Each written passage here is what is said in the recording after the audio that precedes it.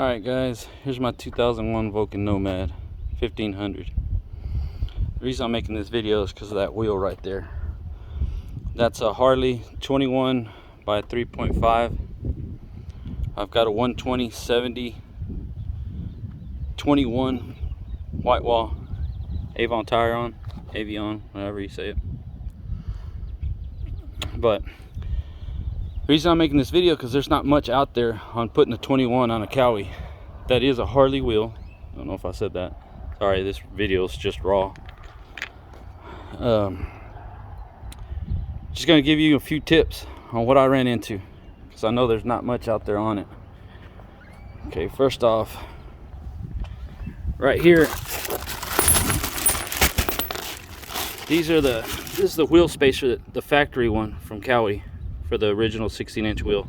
That, first of all, is too small and too short to go in the Harley wheel. So all I did, what you'll have to do is go down to a machine shop, have them make you one of these. It's only about 3/4 of an inch short, no big deal.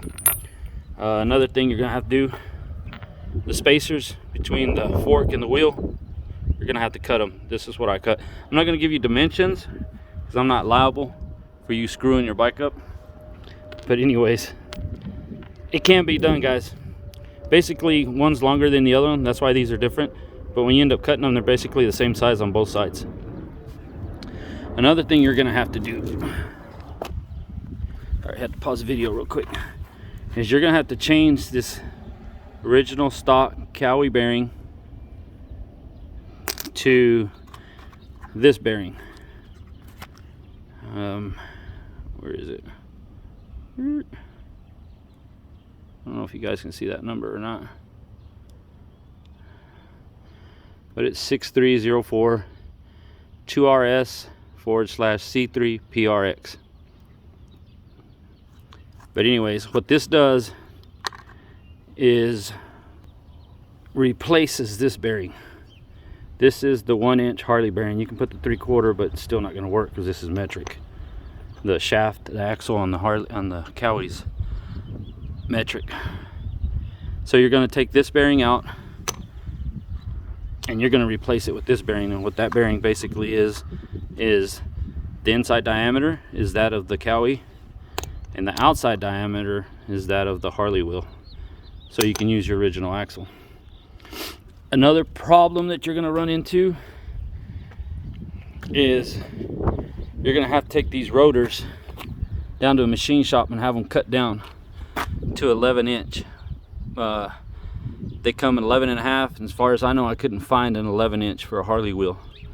So once you get that cut down, the main thing I had problems with is the brake caliper. This brake caliper, you're going to have to cut the bracket off the fork down to move the caliper out to meet the new Harley wheel rotor position. That, I'm going to tell you, is the hardest part, because this has to be flat. I didn't use like a 4-inch sanding, whatever you call that thing, to make this flush, and so it's kicked out, as you can tell on the rotor. I have to fix this. I have to straighten it out still, but it's fine. That's why it's grabbing up here. That has to be straight, guys. If you don't get that straight, that's where you're going to encounter problems. Other than that, it can be done. I did this whole thing for, I don't know, 700 bucks, I think. No, maybe 800 by the time it was all said and done. So it can be done, and I didn't do anything to that front fender. That's stock. You don't have to move it, anything like that.